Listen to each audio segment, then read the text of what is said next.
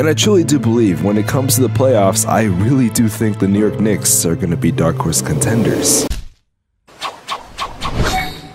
So the New York Knicks are on a 9-game win streak. How did we get here? I know I've been critical of the Knicks in the past, especially Julius Randle, but it seems like they're finally starting to pick things up. I knew this team had potential, I just didn't know when they were going to unlock it. Now, I've been watching a couple teams lately, and one of these teams have been the New York Knicks because, again, they've been pretty dominant. And I actually sat down and watched the Celtics and Knicks game. And I'm not gonna lie, I was very impressed with what I watched. Now, of course, I want to go over this Knicks team. I want to see what's working and maybe if there's any flaws or any things they can work up on. Because depending how this team performs in the next couple weeks, they might be my sleeper in the East. Now, of course, if we're gonna talk about the New York Knicks, we gotta talk about Julius Randle. Now listen, I know I've been a little critical of Julius Randle in the past, but it's all fun and games. Okay, but like all jokes aside, this guy's been playing amazing. Currently this season, Julius Randle is averaging about 25 and 10 while shooting 35% from the 3, which is actually pretty good for him. Now, I am not going to throw around the MVP word because I feel like we use this for every single player when they have a couple good performances. However, according to the NBA MVP ladder, Julius Randle is just outside of the top 5. Now, am I actually going to say Julius Randle is going to be the MVP? Well, no, but I think he's still having a pretty good season. My one problem with Julius Randle has definitely been his consistency. I feel like there's been times where Julius Randle has like 40 to 50 point games, and then there's times where he drops like 10 points. However, as of lately, he's been pretty consistent, which I believe is one of the reasons why the Knicks have been so damn good. Oh shit, so actually at the time of recording this, the Player of the Week awards just came out. In the Western Conference, we got my boy Devin Booker, who averaged about 36, 8, and 5, but in the East, we have Julius Randle with 38 and 5. Mind you, both players have not lost a single game this week for their respective teams. Now, the ending of the season is definitely going to be interesting, which I'm obviously going to talk about later in the video, but I think if Julius Randle can keep doing what he's doing and maybe even more, this Knicks team is going to look very bright. I feel like a good part of this video is just going to be apologies to players on the Knicks or the Knicks front office. Here's the thing about the Jalen Brunson signing. I knew getting Jalen Brunson was not a bad option. I thought he'd be very good on the Knicks, and I knew that the Mavericks, who did not have Kyrie at the time, were gonna miss him. However, I definitely thought the price was a little bit too much, especially for the fact that he only really had one good run. And I gotta reiterate this, I don't think I ever thought Jalen Brunson was a bad player, I just thought they overpaid. And trust me, I'm not the only one that thought this. I feel like a lot of people were saying basically the same thing. I think Jalen Brunson has a legitimate case for the Most Improved Player of the Year award. He's averaging about 24, 6, and 3 while shooting about 48% from the field with a 41% three-point percentage. Unfortunately, at the time of recording this, I just found out he's going to be out for a couple games. But regardless, I still have a lot to say. That has not only been true for this entire season, but I feel like will be true moving forward. I truly do believe that Brunson has been the point guard that the Knicks have been missing, and he's kind of like that final piece that they need. Like, they had a decent rotation, they had a star player in Julius Randle, but they just needed a really good point guard. And truth be told, as time goes on, I think Jalen Brunson is only going to develop into a better player. I've been watching a lot of Jalen Brunson film lately, and I've noticed something about his offensive game that is just very impressive to me. He is one hell of a mid-range player. And I don't mean like a Chris Paul, mid-range player. I mean he's good at floaters, he's good at this one like shot that he does. It's like a spin-off fake. It's very impressive to watch. In fact, I've tried adding it to my arsenal in real life. I also think he's a really high IQ basketball player, and he's efficient. He's really efficient. There are so many great things about Jalen Brunson that I could say, but I do gotta ask the question, why was he not an all-star? And I know I made a whole rant about the all-star selections, but seriously, I think Jalen Brunson should have been up there. But best believe, if he keeps playing like this, he's gonna be an all-star within these next couple years. Not that you guys really care. Now, this might be a hot take to some people, but I really do think that Jalen Brunson is going to be the most important player when it comes to the playoffs. Again, whether Julius Randle averages like 30 in the playoffs or he is just cold, I think Jalen Brunson is going to be the biggest difference. I could not tell you why, but when it comes to the most important moments, Jalen Brunson will show up. For example, last year in the playoffs, he had his best run I've ever seen. Going back to that Mavericks-Suns series, I truly do believe that if Jalen Brunson doesn't play the way he does, that Dallas does not win that series. Luka was dominant, but there were definitely times where he was struggling, but that's okay, because they had a guy like Jalen Brunson who was able to be the second option, but yet be pretty dominant. For Phoenix being such a great defensive team last year, they had literally no way to stop him. Now, if we come back to current day, I really do believe when the Knicks get into the playoffs, because I know they're going to be a high seed, we know Julius Randle is going to do his thing, but I really really do believe Jalen Brunson is going to shine the most in the playoffs. Some people are starting to give Brunson his praise, and I like that, but I really do believe, and I've said this for the millionth time, in the playoffs, you're gonna see a different side. This 24-6 is nice, but I truly do believe he's gonna average like 27-10. That might be a hot take, but you never really know with Jalen Brunson. I wasn't sure if I was gonna do a full segment about RJ Barrett, but I saw this stat and I really needed to bring this up. So a fun fact, way early in the season, and I'm talking like one of the first weeks of the season, I had intentions of making a full-on RJ Barrett video. However, when I recorded the video and I finished, I didn't like the video, so I scrapped it. However, everything I said in that video has been true. In the video, I said if RJ Barrett can average like 15 points per game and he can be a great defensive player, the Knicks are going to be scary. And what would you know, he's averaging about 20-5 and he's playing great on defense. Now, was 15 points per game a little too low? Yes, but with Jalen Brunson, I thought his points per game was going to go down. However, it's barely gone down. Now, I could talk about his offense for days, but I want to talk about his defense. As I was scrolling through Twitter today, as I usually do, I saw this stat line of RJ Barrett on defense this season and him guarding some star and superstar players. For example, Jrue Holiday, a guy I've been pretty heavy on this year, he was 1 for 9 when guarded by RJ Barrett. Jason Tatum went 3 for 13 guarded by RJ Barrett. DeMar DeRozan, 9 for 25. Anthony Edwards was basically out of the game, shooting 1 for 4. Of course, he's not perfect every single game one-on-one, but I really do believe that RJ Barrett is going to be a very key part of the Knicks defense. Now, speaking of the Knicks defense, I want to bring something up. A stat I like to use in my team videos or even player videos is defensive rating. Now, defensive rating at times is a great way to measure a presence on defense. Now, this is a stat I've used for the past couple years, and for the most part, it is a pretty good stat. But as I've learned more about the analytics of basketball, I've started to realize in some contexts, defensive rating can be a little misleading. For example, DeAndre Ayton has a 110.7 defensive rating, while Nikola Jokic has a defensive rating of 109.4. I do not need to tell you that DeAndre Ayton is a better defender than Nikola Jokic. Oh, and if you didn't know, the lower the defensive rating, the better. So while with context, it's a pretty good stat, at times it's a little misleading, and that's where the Knicks come in. The Knicks this season have a defensive rating of 114.1, which is 14th in the league. To really sum it up, that is statistically mid. However, when you actually look at this team and you watch them, I don't think they're a mid defense. Guys like Mitchell Robinson, RJ Barrett, Immanuel Quickley, they're really good defenders on this team. In fact, Immanuel Quickley actually looks up to Jrue Holiday, which if you're familiar with this channel, you know we love Jrue Holiday over here. Now, truth be told, I think their interior defense definitely could use some work, but their perimeter defense I'm definitely a fan of. In fact, now that I think about it, I think the interior defense is what's giving them a really bad name. And depending on what team you play, that might be completely irrelevant, especially if you have a great one-on-one guy like Immanuel Quickley or RJ Barrett. Now, currently, the New York Knicks are the 5th seed in the Eastern Conference, and they're not that way from the 4th. I truly do believe if they keep going on this win streak like the way Milwaukee did, that they're gonna be good. And I'm looking at the schedule right now, and I really do believe that they're gonna beat Milwaukee's win streak. I mean, the teams they're playing, they're just not good, especially with the fact that the Knicks are the hottest team in basketball right now. Truth be told, with the playoffs coming up, I am very excited to see this team. So there you go, Knicks. You got your New York Knicks propaganda. I feel like a lot of people have asked me to talk about this team, and I really just never have, because they were always a mid team, at least as far as the standings went. And if I try to justify why this team was someone that could be a dark horse as far as contenders go, I probably would have got laughed at. But with that being said, if you guys did enjoy the video, leave a like and subscribe. And as always, Julius Randle, I'm sorry I called you a fat fuck. You kidding me? Yes, fuck that bitch till the day I die. 220 on the dash, I got bloody red eyes. I got the pay.